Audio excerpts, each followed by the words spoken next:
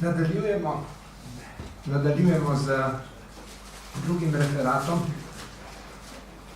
Tine Bahovec. Vprašanje koroške meje 1918-1920 s posebnim ozirom na ženske študije in študije spolov.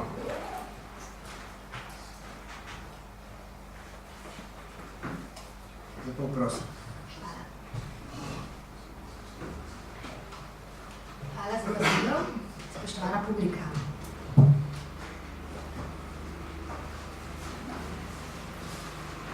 Če v kooperativne online bibliografske sisteme vnesemo kot ključne besede iskalne pojme, kot so koroška, mejno vprašanje, plebiscit in podobno, dobimo številne zadetke.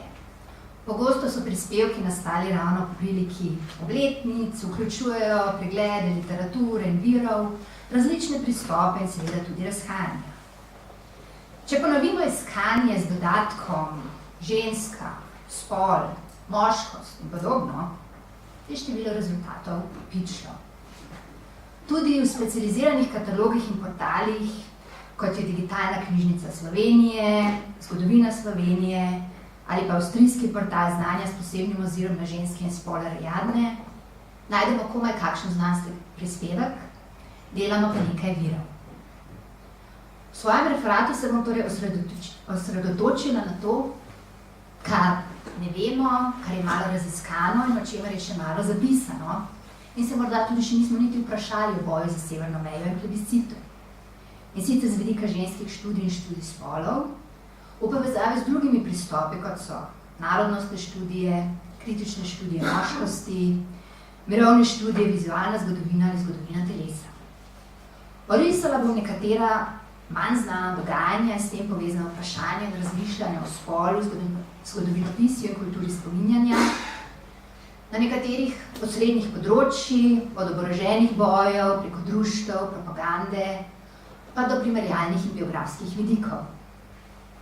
Osvetlila bom slovensko, jugoslovansko in nemško-avstrijsko stran, pri čemer je pa vedno zanimivo, kako in v kakšni meri kategorija spola presega ali prekriža kategorije narodnosti. Če začnemo z bojem za mejo oziroma vojskovanjem, znano je, da so s tem povezane številne spolno-stereotipne predstave, od domnevne ženske miroljubnosti, od očitkov napram ženskam, ki nosijo puško kot neženske, ali pa moških, ki se ne želijo boriti kot nemožatih. Tudi na primeru boja za severno mejo oziroma Abwehrkampfa lahko torej analiziramo podobe ženskosti in moškosti. Lahko analiziramo po spolu na različne predstave o patriotizmu, časti, pogumu in seveda sodelovanje žensk in moških v bojih.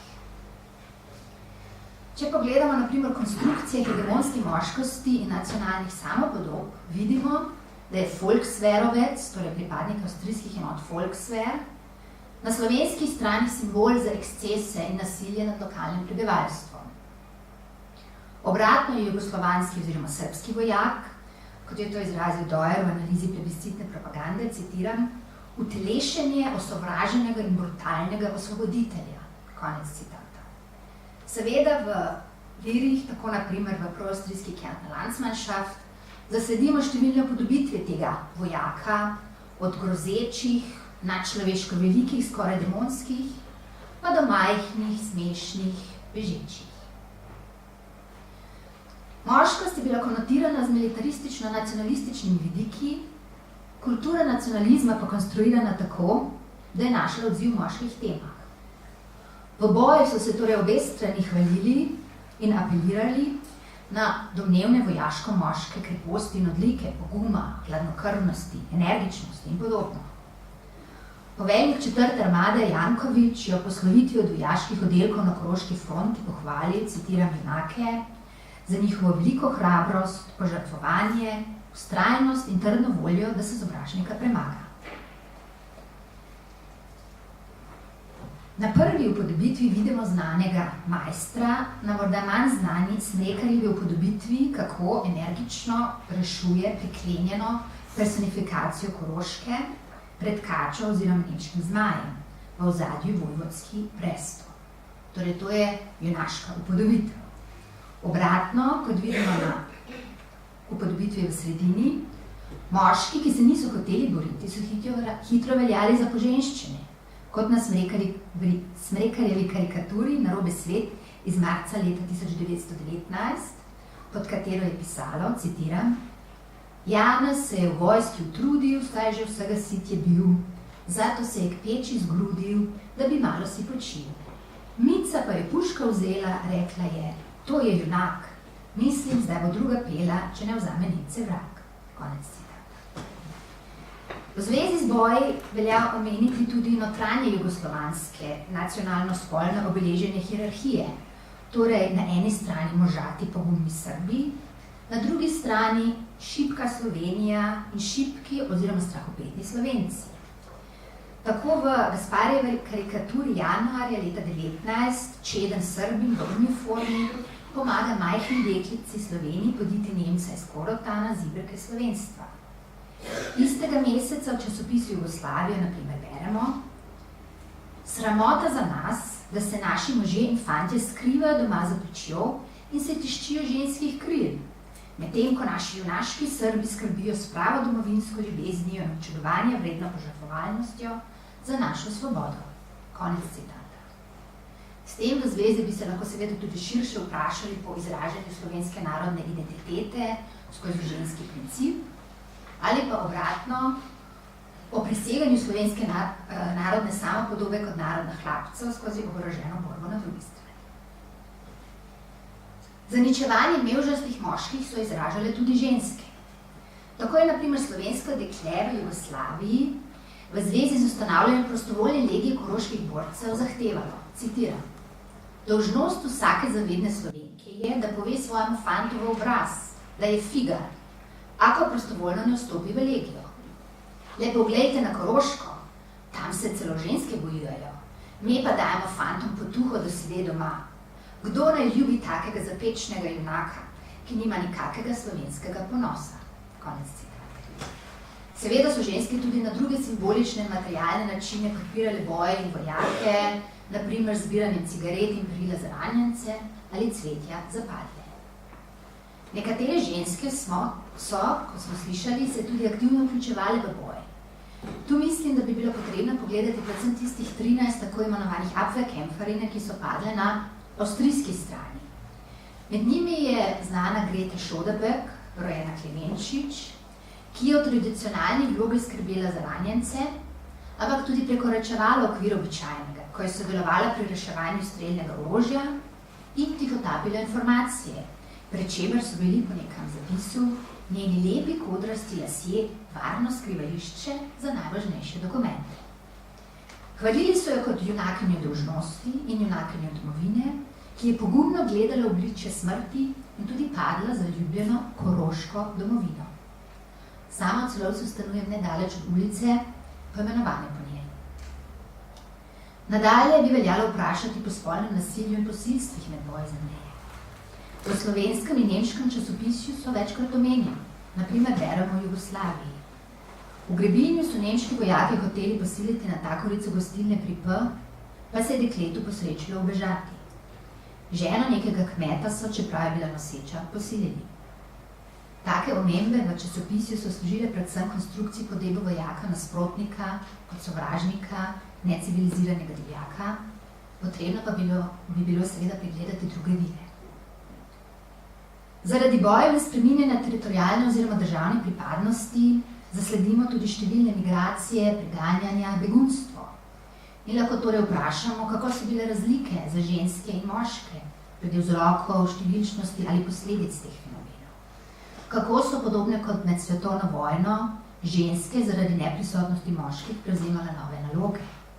Tako v poročilu nemške aktivistke na primer beremo, da so po korakanju Srbov po 30. novembru leta 18 ženske nehote bili prisiljene k delovanju v javnosti. Moški so bili internirani, izgnani, s silo odpeljani, pobegli. Kakšno vlogo so igrale ženske kot uradnice ali učiteljice v jugoslovanski upravi na Koroškem? In katere ženske so zapustile Koroško po plebiscitu in zakaj?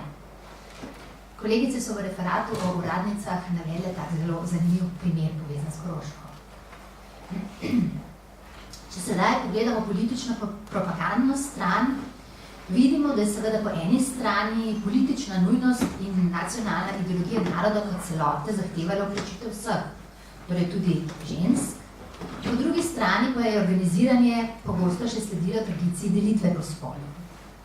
Torej moramo na eni strani pogledati splošne organizacije, naprimer narodne svete, splošne prireditve, splošno časopisje, glede na sodelovanje po spolu, na ženske in moške teme in podobno. Poslovnik za krajevne odbore narodnega sveta je naprimer zahteval podpirati narodno delovanje ženskih društev. Ob vključitvi v narodni svet pa so tudi odbornice podpisale zaveznico, ki je bila formulirana še samo v moški obliki, kjer so se torej za moško besedo zavezale po najboljših močeh delovati za zmago pri plebiscitu. Primer iz osrednjega časopisa Korošca je naprimer, da je objavljal 2 različici humorističnega podlistka, in sicer Pavliha na Koroškem in Špelca na Koroškem. Špelci se je pri tem zelo dopadlo, da so Korošice tako zavedne in delovne in je članice ženskih društev označila kot najboljše agitatorice za Jugoslavijo. To omenjeno delovanje Slovenske zveze ženskih društev je sicer znano in tudi vključeno v pregledna dela, kot je Enciklopedija Slovenije in Enciklopedija slovenske kulturne zgodovine na koroškem v nemškem jeziku, kot vidite tudi tu na sliki. Ni pa še v celoti obdelano, med drugim naprimer na ravni lokalnih društev ali pa diskurzov v zvezenem časopisu Koroška Zora. Še manj obdelana pa so naprimer nemška ženska društva ali pa tudi Slovenska fantovska zveza.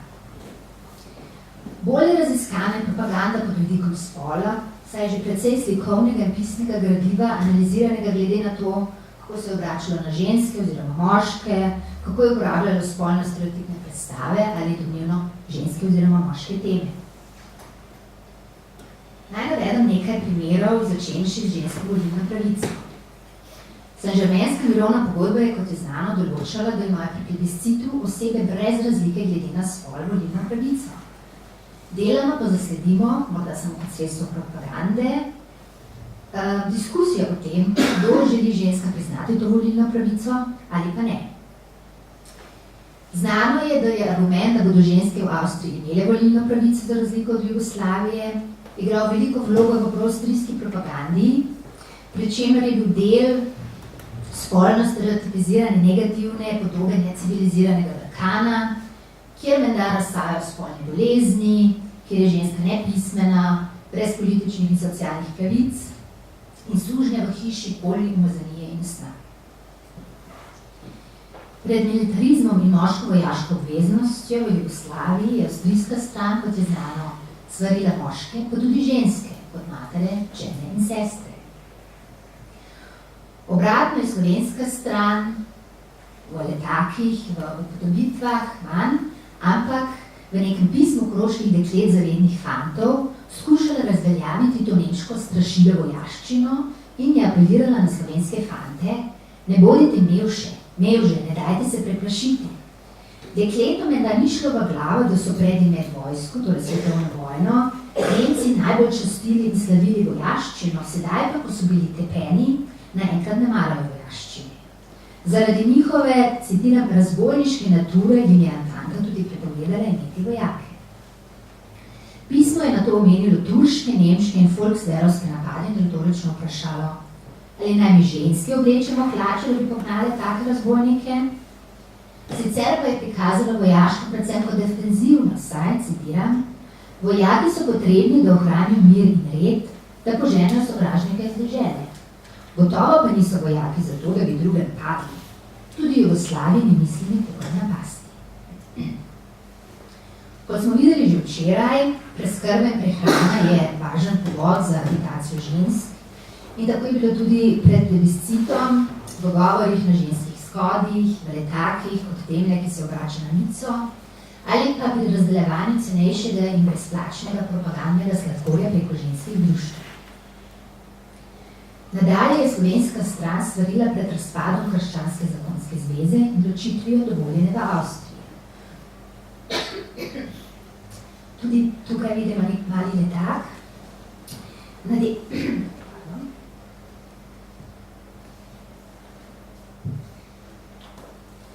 nekem drugem letaku pa je rodila žene in dekleta. Ako nočete biti kakor vlačuge in nič vrednice, ako vam je zakon še svet in ako hočete umreti z mirno vestjo, potem glasujte za Jugoslavijo. Tudi širše je bilo vprašanje spolno oziroma narodnostno primernega obnašanja pomemben vidik in sredstvo propagande. Osrednja avstrijska organizacija Landesagitationsleitung je zabeležila, da so južnoslovanski oficirji ujeli dekleta, ki so bila do sedaj za nemško Avstrijo, za ženitnimi ponudbami in zarokami. In nemško nacionalni časopis Freie Stimme je podobno zapisal, da se južnoslovanski oficirji in moštvo prizadevajo vse posod navezovati intimno razmerja z dekleti in ženskami in na tak način pridobiti večji vpliv na zapeljano prebivalstvo. Tako dogajanje je našlo odsev tudi v karikaturah o zaljubljeni srbski Katri, ali v nemški verziji Čušen Katru, kjer Mirko zakon Katri obljubuje, če za Srbina glasuje. Če se dajo umestimo Koroško mejo v širši okvir slovenskih oziroma jugoslovanskih in evropskih menjih sporov po prvi svetovni vojni, se lahko pod vidikom spora ukvarjamo z različnimi vprašanji in področji navedla bi 3. Prvič, primerjalne analize povojnih evropskih plebiscitov. Tako je na primer Nina Jepsen v primerjavi propagande primerjala motive bojevnika, ženske kot matere in ženske bojevnice. Drugič, analiza simbolov jugoslovanske zamišljene skupnosti po Andersonu v koroškem plebiscitu. Tu imam v mislih Karađorđeviće, na primer Aleksandrov obisk poleti leta 20 v Sloveniji, katerega so se udeležile tudi predstavnice Koroške ženske zveze in o katerem je obširno poročala Koroška Zora, ki je, ste videli tukaj, objavila tudi pozdrav regentu Aleksandru v priliki tega obiska. Poleg tega mislim na Kosovo, torej figure kosovske devojke in Majke Jugovičev, ki so bile koroškim Slovenkam predstavljene kot posnemanja vreden primer patriotičnih žensk in nasploh na primerjanje Koroške s Kosovom, tudi v ženski propagandi.